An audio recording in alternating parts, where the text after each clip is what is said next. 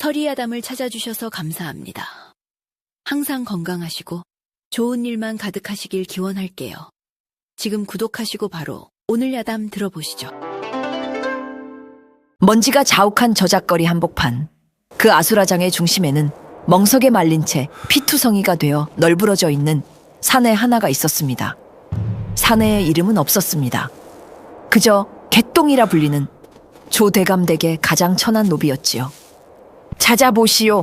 주인을 물어뜯으려 한 아주 버르장머리 없는 놈이요. 맷집 하나는 끝내주니 매질 연습용으로 쓰기엔 안성맞춤일게요. 단돈 30냥에 내놓소. 멍석 틈으로 드러난 사내의 몸은 성한 곳이 없었습니다. 쯧쯧, 저러다 오늘 밤을 넘기겠나. 조대감 성질머리는 알아줘야지. 사람을 저 지경으로 만들어 놓고 팔아먹으려 하다니. 아무도 그에게 관심을 두지 않던 그때였습니다. 인파를 해치고 한 여인이 앞으로 나섰습니다. 값비싼 비단 장옷을 걸치고 맑고 고운 얼굴에는 서리빨 같은 기품이 서려 있는 여인. 그녀는 얼마 전 남편과 사별하고 홀로 거대한 상단을 이끄는 젊은 과부 서영이었습니다. 잠깐, 그녀는 멍석 앞에 쪼그리고 앉아 피투성이 사내의 얼굴을 들여다보았습니다. 그녀는 자리에서 일어나 품에서 묵직한 돈주머니를 꺼냈습니다. 이 사람 내가 사겠소. 주변 사람들이 웅성거렸습니다. 부인, 눈이 삐었소. 이건 곧 죽을 송장이오. 이런 놈을 어디다 쓰시려고. 내 사람을 내가 사겠다는데 내 놈이 왈가왈부할 일이 아니다. 얼마면 되겠느냐. 허허, 돈이 썩어나시는 모양이구려. 좋다. 기와집 10채 값 500냥을 내놓으시오. 하수인은 터무니없는 값을 불렀습니다. 서영을 모욕하고 돌려보낼 셈이었습니다. 500냥은 서영의 전 재산이나 다름없는 거금이었습니다. 하지만 서영은 망설이지 않았습니다. 그녀는 자신의 돈주머니를 통째로 하수인의 품에 던져 넣었습니다. 짤랑 하는 묵직한 소리와 함께 하수인이 휘청거렸습니다. 정말 이걸 다? 세어보시오. 부족하면 내 집문서라도 가져다 주지. 서영은 더 이상 그를 쳐다보지도 않고 피투성이 사내에게 다가갔습니다. 그녀는 하얀 비단 치마가 핏물에 젖는 것도 아랑곳하지 않고 멍석을 풀어 헤치고 그의 몸을 부축해 끌어안았습니다. 이 사람, 이제 내 사람이요. 그녀의 선언에 장터는 경악으로 술렁였습니다. 모두가 그녀를 미친 여자라고 손가락질했습니다. 재산을 다 털어 송장을 사다니. 과부가 되더니 실성을 했구나. 하지만 서영은 아무것도 들리지 않는 듯 피투성이 사내를 수레에 싣고 유유히 장터를 빠져나갔습니다. 서영의 저택은 한양에서도 손꼽히는 거상의 집답게 넓고 화려했습니다. 하지만 지금은 빈털터리가 되었으니 이 집도 언제 남의 손에 넘어갈지 모를 일이었습니다. 서영은 그런 것은 아랑곳하지 않고 하인들을 시켜 피투성이 사내를 가장 깨끗하고 따뜻한 별채 방으로 옮겼습니다. 의원이 불려와 상처를 치료했습니다. 숨이 붙어있는 게 용합니다. 뼈는 부러지지 않았으나 상처가 너무 깊어 오늘 밤이 고비일 것입니다. 의원은 고개를 저으며 돌아갔습니다. 서영은 밤새도록 사내의 곁을 지켰습니다. 그녀는 직접 물수건으로 그의 몸에 엉겨붙은 피와 흙먼지를 닦아주고 상처에 약을 발랐습니다. 그의 몸에는 오래된 흉터와 새로 생긴 상처가 뒤엉켜 마치 짐승의 가죽 같았습니다. 다음 날 새벽 사내가 신음소리를 내며 눈을 떴습니다. 그는 낯선 방의 모습에 잠시 어리둥절하다가 자신의 곁에 앉아있는 서영을 보고는 소스라치게 놀랐습니다. 으르르. 사내의 입에서 나온 것은 말이 아닌 위협적인 짐승의 소리였습니다. 그는 용수철처럼 튀어올라 방구석으로 기어가 몸을 웅크렸습니다. 온몸에 상처가 터져 다시 피가 흘렀지만 그는 고통을 느끼지 못하는 듯 했습니다. 그의 눈에는 인간에 대한 극도의 경계심과 공포만이 가득했습니다. 괜찮다. 나는 너를 해치지 않아. 서영이 부드러운 목소리로 말하며 천천히 다가갔습니다. 하지만 사내는 더욱 격렬하게 저항했습니다. 오지 마, 오지 마.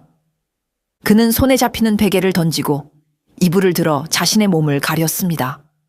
사람의 손길을 고통과 학대로만 기억하는 그에게 서영의 따뜻한 손길은 이해할 수 없는 또 다른 고통의 전조일 뿐이었습니다. 서영은 가슴이 미어지는 것을 느꼈습니다. 대체 얼마나 끔찍한 세월을 보냈기에 사람이 사람을 이토록 두려워한단 말인가. 그녀는 더 이상 다가가지 않고 그가 진정할 때까지 멀리서 조용히 지켜보았습니다. 괜찮다. 괜찮아. 이제 아무도 너를 때리지 않아. 며칠이 흘렀습니다. 서영은 사내를 억지로 끌어내려 하지 않았습니다. 그녀는 매일 방 문 앞에 죽과 약을 놓아두고 멀리서 그가 다 먹을 때까지 기다려 주었습니다. 사내는 여전히 서영을 경계했지만 이제 더 이상 으르렁거리지는 않았습니다. 그는 서영이 자신을 해치지 않는다는 것을 조금씩 배워가고 있었습니다. 닷새째 되던 날, 서영은 방으로 들어갔습니다. 사내는 구석에 웅크리고 앉아 있었지만 도망치지는 않았습니다. 나는 서영이라 하오. 당신의 새 주인이지. 헌데 나는 당신을 종으로 생각하지 않소. 그러니 나를 주인이라 부를 필요도 없소. 사내는 아무 말 없이 서영을 쳐다보기만 했습니다. 그의 눈동자는 여전히 공허했습니다. 당신의 이름은 무엇이요? 사내는 고개를 저었습니다. 개똥이라는 이름은 있었지만 그것은 이름이 아니었습니다. 자신을 부르는 기호일 뿐이었습니다. 이름이 없어? 서영은 잠시 생각하더니 미소를 지었습니다. 그럼 내가 이름을 지어주겠소. 당신은 이제 강이요. 강. 사내의 입에서 처음으로 의미 있는 단어가 나왔습니다. 그래, 강. 굿셀 강. 이 세상 그 어떤 시련 앞에서도 부러지지 말고 강하게 살아가라는 뜻이요. 마음의 뜻이요. 강. 사내는 자신의 새 이름을 몇 번이고 되뇌었습니다. 짐승이 아닌 한 인간으로서 받은 첫 번째 이름이었습니다. 그의 공허하던 눈동자에 아주 희미한 빛이 감돌기 시작했습니다. 그날 이후 서영은 매일 강을 찾아와 말을 걸었습니다. 상단의 일, 저작거리의 소소한 이야기, 그리고 자신이 왜 그를 구했는지에 대해서도 솔직하게 이야기해 주었습니다. 당신의 눈을 보았소. 죽음의 문턱에서도 꺼지지 않던 그 불꽃을. 나는 그 불꽃을 사고 싶었소. 내 전 재산을 다 주고서라도. 강은 서영의 이야기를 묵묵히 들었습니다. 서영이 전 재산을 털어 피투성이 노비를 샀다는 소문은 한양 바닥에 삽시간에 퍼졌습니다. 사람들은 그녀를 조롱했습니다. 거상의 딸이 남자 보는 눈은 없구먼. 과부가 되더니 밤이 외로워 사내를 들인 게지. 흉흉한 소문은 조 대감의 귀에도 들어갔습니다. 조 대감은 자신의 망가진 장난감을 비싼 값에 팔아치운 것에 만족하면서도 한편으로는 서영의 재산에 대한 탐욕과 자신의 노비를 빼앗겼다는 불쾌감의 심사가 뒤틀렸습니다. 그는 하인 며칠 데리고 서영의 집을 찾아왔습니다. 이리 오너라. 서영 부인 계시는가? 조대감은 대문을 밀치고 들어와 거만하게 소리쳤습니다. 서영이 차가운 표정으로 마루로 나왔습니다. 대감께서 누추한 이곳에 어인 일이십니까? 허허, 부인. 소문은 들었소. 내 집 개똥이를 그리 비싼 값에 사 가셨다지? 그 돈이면 젊고 싱싱한 놈들 열은 샀을 텐데. 어찌 그런 몹쓸 것을. 혹 밤이 외로워 산에 구실도 못할 놈을 들이신 게요? 하하하. 조대감은 음흉한 웃음을 흘렸습니다. 서영의 얼굴이 굳어졌습니다. 대감 말씀이 지나치십니다. 그 사람은 이제 개똥이가 아니라 제 사람 강입니다. 다시는 함부로 부르지 마시지요. 강, 하하하. 이름까지 지어주셨나? 그래, 그 짐승이 사람 구실은 좀 하던가? 밥은 씹어서 먹고 말은 알아듣는가? 조 대감의 조롱은 멈추지 않았습니다. 서영은 더 이상 참지 않았습니다. 그녀는 부엌으로 들어가 소금이 가득 담긴 바가지를 들고 나왔습니다. 내 집에 잡기가 들었구나. 소금을 뿌려 내쫓아야지. 서영은 조 대감의 얼굴에 소금을 한 바가지 뿌려버렸습니다. 으악! 이 인연이 미쳤나. 썩 나가시오. 다시 한번 내 사람을 모욕하면 그때는 소금이 아니라 끓는 물을 부어드릴 테니 내 집에서 당장 나가시오. 서영의 서슬퍼런 기세에 조 대감은 흠칫 놀라 뒷걸음질 쳤습니다. 두고 보자, 인연. 그는 욕설을 퍼부으며 도망치듯 사라졌습니다. 별채 방 문틈으로 강은 이 모든 광경을 지켜보고 있었습니다. 자신을 짐승이라 부르는 조 대감의 목소리. 그리고 그에 맞서 자신을 내 사람이라 부르며 지켜주는 서영의 모습. 그의 가슴 속에서 무언가 뜨거운 것이 울컥 치밀어 올랐습니다. 조 대감이 다녀간 후 강에게는 미세한 변화가 생겼습니다. 그는 더 이상 방구석에만 처박혀 있지 않았습니다. 낮에는 뜰로 나와 햇볕을 쬐었고 밤에는 달을 보며 깊은 생각에 잠겼습니다. 아직 기억은 돌아오지 않았지만 그는 자신이 누구였는지, 왜 일이 되었는지를 필사적으로 떠올리려 애썼습니다. 서영은 그런 그를 묵묵히 지켜봐 주었습니다. 그녀는 강에게 새 옷을 지어주고 영양가 높은 음식을 먹였습니다. 며칠이 지나자 그의 상처는 기적처럼 아물었고 깡말랐던 몸에 살이 붙기 시작했습니다. 넝마 아래 감춰져 있던 다부진 골격과 단단한 근육이 서서히 드러났습니다. 어느 날 서영이 약을 가지고 방으로 들어갔을 때였습니다. 강은 구석에 웅크리고 있지 않았습니다. 그는 방 중앙에 꼿꼿이 앉아 서영을 기다리고 있었습니다. 그리고 처음으로 서영의 눈을 똑바로 쳐다보았습니다. 그의 눈은 더 이상 공허하지 않았습니다. 짙은 안개가 걷히고 그 안에 날카롭고 깊은 빛이 감돌고 있었습니다. 서영은 순간 숨을 멈췄습니다. 상처는 좀 어떻소? 서영이 어색하게 물었습니다. 강은 대답 대신 고개를 살짝 저었습니다. 다행이구려. 곧 다 나을 것이오. 서영이 약 그릇을 건네려 하자 강이 손을 들어 그것을 막았습니다. 그리고는 자신의 가슴을 손으로 툭툭 쳤습니다. 이제 약은 필요 없다는 뜻이었습니다. 그의 손은 크고 투박했지만 그 움직임에는 절제된 힘이 느껴졌습니다. 서영은 그와 눈을 맞추고 있는 것만으로도 가슴이 떨려왔습니다. 저 눈빛, 저 기세. 그는 결코 평범한 노비가 아니었습니다. 그녀의 전 재산이 아깝지 않은, 아니 그 이상의 가치를 지닌 사람임이 분명했습니다. 당신은 대체 누구시오? 서영의 마음속의 의문과 함께 낯선 설렘이 피어오르기 시작했습니다. 서영이 강을 돌보는 사이 그녀의 상단은 뿌리부터 흔들리고 있었습니다. 전 재산을 노비 사는데 탕진했다는 소문이 퍼지자 거래처들은 줄줄이 거래를 끊었고 자금을 빌려주었던 전주들은 앞다투어 빚 독촉을 해왔습니다. 마님, 큰일 났습니다. 만기가 내일인데 막을 길이 없습니다. 김서방네 비단 가게에서 외상값을 당장 갚지 않으면 관아에 고발하겠다고 합니다. 집사는 매일같이 암울한 소식만을 전해왔습니다.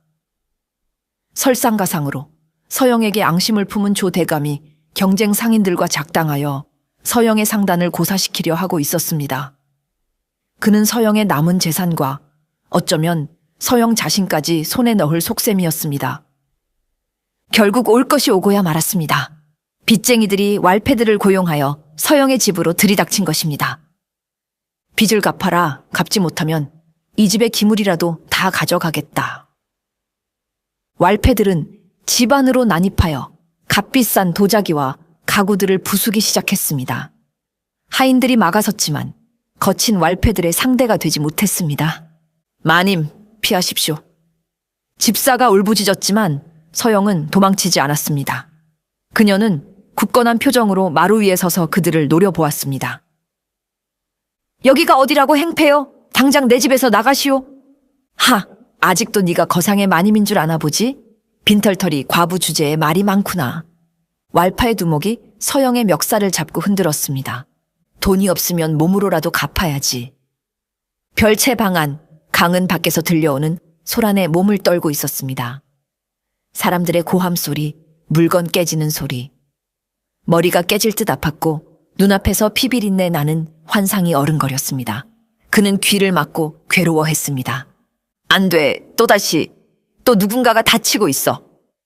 왈패 두목이 서영을 끌고 가려던 순간 서영은 그의 팔을 뿌리치며 소리쳤습니다. 내게 손대지 마라. 내게는 돈이 될 만한 것이 하나 더 있다. 오호? 그게 뭐냐? 서영은 별채 방을 가리켰습니다. 저 방에 내가 큰 돈을 주고 산 노비가 있다.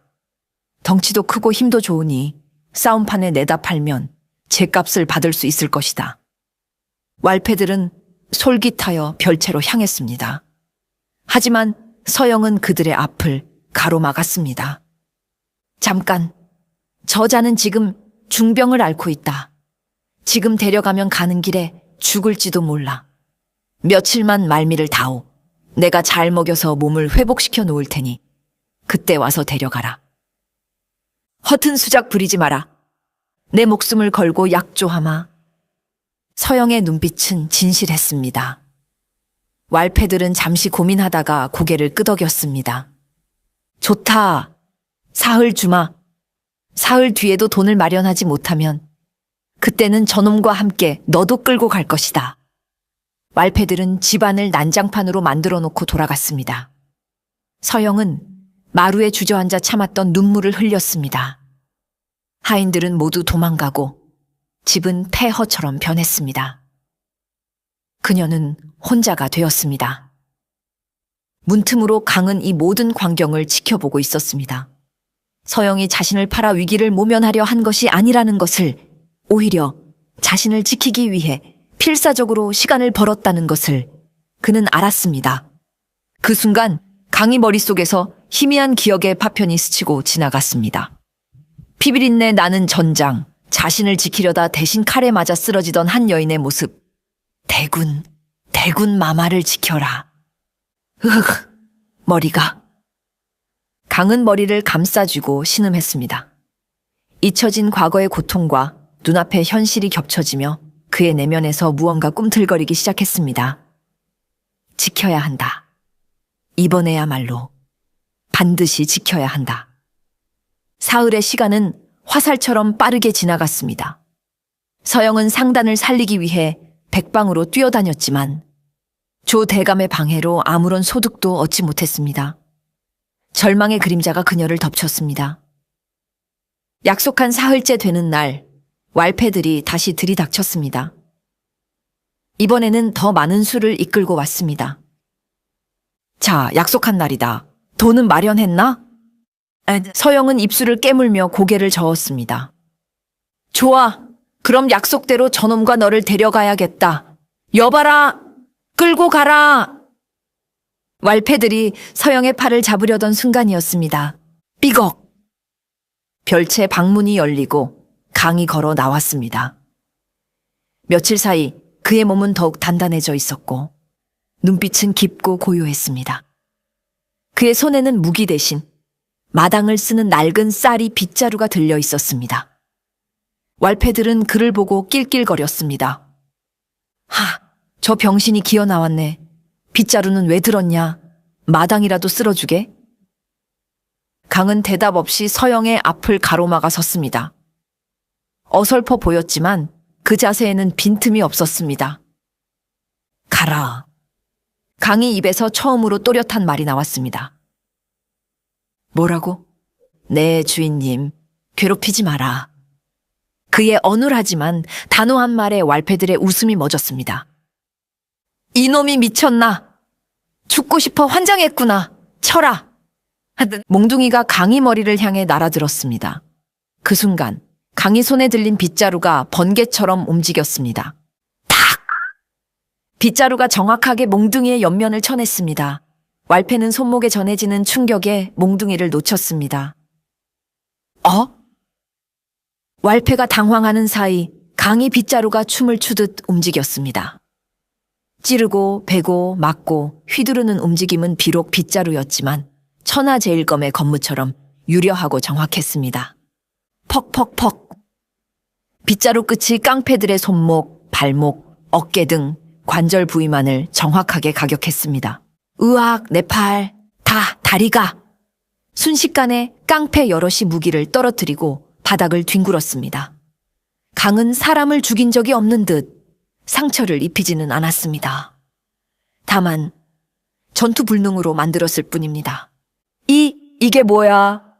저놈 바보 아니었어? 왈패들은 공포에 질려 뒷걸음질 쳤습니다. 강은 빗자루를 고쳐 잡고 그들을 노려보았습니다. 그의 눈빛은 더 이상 멍하지 않았습니다. 그것은 수많은 실전을 겪은 무사의 날카로운 눈빛이었습니다. 기억은 잃었지만 몸은 모든 것을 기억하고 있었던 것입니다. 서영은 입을 다물지 못하고 그 광경을 지켜보았습니다. 자신이 사온 것이 단순한 노비가 아니라 흙 속에 묻힌 보석이었음을 깨달았습니다. 깡패들이 혼쭐이 나서 꽁지가 빠져라 도망치자 마을에는 새로운 소문이 퍼졌습니다. 들었나? 서영 부인이 사온 그 바보 노비가 미쳤다더군. 미친 게 아니라 사실은 숨은 무술 고수였대. 빗자루 하나로 깡패 10명을 때려 눕혔다지 뭔가. 사람들은 믿을 수 없다는 반응을 보이면서도 호기심 어린 눈으로 서영의 집을 훔쳐보았습니다. 조대감 역시 그 소식을 듣고 흥미를 느꼈습니다. 그 개똥이가 그런 재주가 있었단 말이지? 어쩐지 맷집이 좋다 했어. 조대감은 분노했습니다. 자신의 장난감이 이제는 자신의 적이 되어 돌아온 셈이니까요. 그는 이대로 둘 수 없다고 생각했습니다. 놈이 기억을 되찾기 전에 없애야 한다. 놈이 누구였는지 알려지면 내 과거까지 들통날 수 있어. 조대감은 자신의 비밀을 지키기 위해 한양에서 악명 높은 전문 살수 흑살수를 고용했습니다. 흑살수는 돈만 주면 누구든 죽이는 냉혹한 자였습니다. 쥐도 새도 모르게 처리해라. 그 계집도 함께. 조대감의 눈에 탐욕과 함께 잔인한 살기가 번뜩였습니다. 서영은 강의 놀라운 실력을 보고 그가 평범한 사람이 아니었음을 확신했습니다. 당신 대체 누구시오? 왜 기억을 못하는 것이오? 강은 머리를 감싸쥐며 괴로워했습니다. 머릿속에 안개가 낀 것처럼 아무것도 떠오르지 않았습니다. 서영은 그를 돕기로 결심했습니다. 그녀는 아버지가 남긴 유품이 보관된 창고로 강을 데려갔습니다. 창고에는 먼지 쌓인 갑옷과 무기들이 있었습니다. 서영은 그 중에서 가장 잘 보관된 낡은 목검 한 자루를 강에게 건넸습니다. 이것을 한번 잡아보시오. 무언가 기억날지도 모르오. 강은 떨리는 손으로 목검을 잡았습니다. 목검이 손에 닿는 순간 그의 몸에 전기가 흐르는 듯한 감각이 퍼졌습니다. 눈빛이 매섭게 변했습니다. 그날 밤부터 강은 마당에서 홀로 검술을 연습하기 시작했습니다. 처음에는 어설펐지만 몸이 기억하는 대로 검을 휘두르자 점점 더 빠르고 강력한 검세가 펼쳐졌습니다. 바람을 가르는 소리가 예리했고 달빛 아래 그의 그림자는 마치 춤을 추는 학과 같았습니다. 비가 추적추적 내리는 밤이었습니다. 강은 그날도 마당에서 검술 수련에 몰두해 있었습니다. 그때 그의 등 뒤에서 서늘한 살기가 느껴졌습니다. 짐승의 감각이었습니다. 누구냐? 강이 돌아보는 순간 검은 복면을 쓴 사내가 담장에서 뛰어내리며 그의 목을 향해 비수를 날렸습니다. 흑살수였습니다. 챙! 강은 본능적으로 목검을 들어 비수를 쳐냈습니다. 불꽃이 튀었습니다. 내 놈이 개똥이냐? 실력이 제법이군. 흑살수는 비웃으며 연달아 공격을 퍼부었습니다.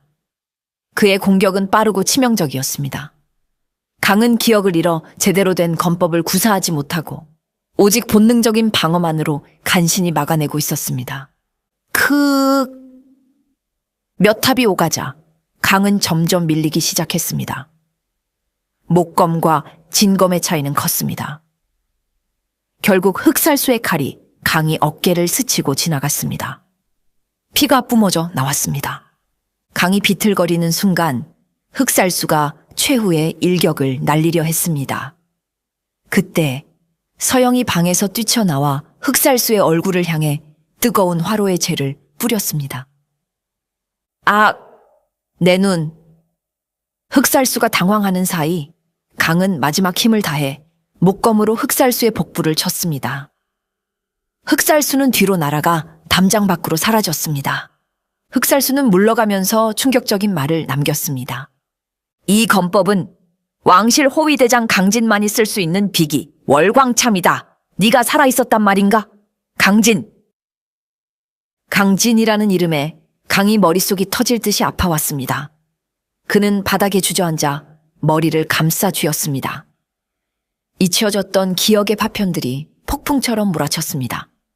왕실, 붉은 용포를 입은 어린 왕, 영모, 그리고 자신을 지키려다 죽어간 사람들. 그악! 강은 고통에 찬 비명을 질렀습니다. 서영은 놀라 그를 끌어안았습니다. 강! 정신 차려요! 강은 서영의 품에서 간신히 정신을 차렸습니다. 그의 눈에는 눈물이 가득했습니다.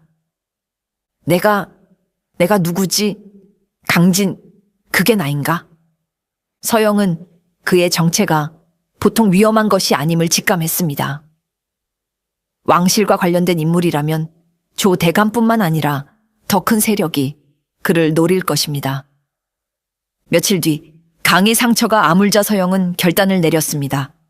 당신 여기에 있으면 죽어요. 조 대감뿐만 아니라 당신을 아는 더 큰 적들이 몰려올 겁니다. 서영은 자신의 마지막 남은 패물과 노잣돈을 강에게 쥐어주었습니다. 떠나세요. 멀리. 아무도 당신을 모르는 곳으로 가서 당신의 삶을 찾으세요. 이것이 내가 당신에게 해줄 수 있는 마지막입니다. 그녀는 강을 보내려 했습니다. 그것이 그를 살리는 길이라 믿었으니까요. 그녀의 눈에는 눈물이 고여 있었습니다. 하지만 강은 떠나지 않았습니다. 그는 서영이 쥐어준 돈주머니를 바닥에 내려놓고 그녀 앞에 무릎을 꿇었습니다. 과거의 내가 누구였는지는 중요하지 않습니다. 그의 목소리는 이제 더 이상 어눌하지 않았습니다. 또렷하고 힘찼습니다. 나는 당신이 사준 노비, 당신이 이름을 지어준 강입니다. 당신이 나를 짐승에서 사람으로 만들어 주었습니다. 내 목숨은 당신의 것입니다. 그러니 이제 내가 당신을 지키게 해주십시오. 당신의 그림자가 되고 당신의 검이 되겠습니다. 내 목숨이 다하는 날까지. 강이 굳은 맹세에 서영은 눈물을 흘렸습니다. 그녀는 강을 일으켜 세웠습니다. 두 사람은 서로의 눈을 바라보았습니다. 흑살수의 보고를 받은 조 대감은 초조해졌습니다. 강이 정말로 강진이라면 그가 기억을 완전히 되찾기 전에 없애야 했습니다. 강진은 과거 조 대감이 가담했던 영모 사건의 진실을 알고 있는 생존자였기 때문입니다. 조 대감은 최후의 수단을 쓰기로 했습니다. 그는 수십 명의 사병을 풀어 밤중에 서영을 납치했습니다. 그리고 강희 집 때문에 피로 쓴 서찰을 남겼습니다. 주인을 살리고 싶거든 내일 밤 자시의 홀로 내 저택으로 오라. 군사를 이끌고 오면 이 계집의 목은 없을 것이다. 다음 날 아침 강은 납치된 서영과 피로 쓴 서찰을 발견하고 분노했습니다. 그의 눈이 붉게 충혈되었습니다. 그는 창고로 향했습니다. 그리고 먼지 쌓인 괴짝에서 서영의 죽은 남편이 남긴 진검 한 자루를 집어들었습니다. 챙. 검을 뽑자 차가운 쇠 울음소리가 창고를 울렸습니다. 강은 넝마 같은 노비 옷을 입었지만 검을 쥔 그의 기세는 천군만마를 대적할 대장군과 같았습니다. 그는 말도 없이 오직 검 한 자루에 의지하여 조 대감의 저택으로 당당히 걸어갔습니다. 단기필마, 영웅의 귀환이었습니다. 조 대감의 저택 마당에는 수십 명의 사병과 흑살수가 칼을 뽑아들고 기다리고 있었습니다. 왔구나, 강진. 내 무덤에 제 발로 걸어 들어왔어. 흑살수가 비웃었습니다. 강은 대답 없이 검을 고쳐 잡았습니다. 내 주인은 어디 있느냐? 내 놈을 죽이고 나면 보여주마. 그럼 너부터 죽어야겠군. 강이 검을 뽑아 들자 그의 억눌렸던 기억과 무공이 폭발했습니다. 그의 몸이 안개처럼 흐려지더니 순식간에 사병들의 품으로 파고들었습니다. 으악! 거헉! 사병들이 비명을 지르며 쓰러져 나갔습니다. 강이 검은 보이지 않았습니다. 오직 검이 지나간 자리에 붉은 핏줄기만이 그어질 뿐이었습니다. 월광참, 달빛 백기, 그것은 조선 제1검 강진의 상징이었습니다. 내 주인의 털끝 하나라도 건드린 놈은 살아서 이곳을 나가지 못한다. 강의 분노는 피의 폭풍이 되어 마당을 휩쓸었습니다. 순식간에 사병들이 전멸하고 남은 것은 흑살수와 조대감뿐이었습니다. 흑살수는 서영의 목에 칼을 대고 인질극을 벌였습니다. 움직이지 마라. 움직이면 이 계집의 목을 베겠다. 강은 검을 든 채 멈춰 섰습니다. 팽팽한 긴장감이 흘렀습니다. 검을 버려라. 강은 눈을 감고 호흡을 가다듬었습니다. 모든 감각을 검 끝에 집중했습니다. 그리고 눈을 뜨는 순간 그는 검을 던졌습니다. 휙! 챙! 검은 회전하며 날아가 흑살수가 든 칼의 날 부분만을 정확히 부러뜨렸습니다. 흑살수는 빈 칼자루만 쥔 차에 멍하니 서 있었습니다. 그 틈을 타 강은 바람처럼 달려가 서영을 구해냈습니다. 조대감은 공포에 질려 오줌을 지리며 실성하고 말았습니다. 모든 일이 끝났습니다. 조대감은 영모죄가 밝혀져 삼족이 멸하는 벌을 받았고 강은 누명을 벗고 조선 제1검의 신분을 되찾았습니다. 며칠 뒤 서영의 집 마당. 두 사람은 마주 앉아 있었습니다. 서영은 강의 노비 문서를 꺼내 활에 던져 넣었습니다. 이제 당신은 자유입니다. 떠나서 당신의 삶을 찾으세요. 대장군 강진의 삶을. 종이가 타들어가는 것을 보며 강은 미소를 지었습니다. 제 삶은 이미 이곳에 있습니다. 그는 서영의 손을 잡았습니다. 그 손은 더 이상 노비의 손이 아니었습니다. 한 여인을 평생 지킬 든든한 사내의 손이었습니다. 서영의 볼이 붉게 물들었습니다. 피투성이 노비와 미친 과부라 손가락질 받던 두 사람은 그렇게 서로의 구원자가 되어 새로운 전설을 시작하고 있었습니다.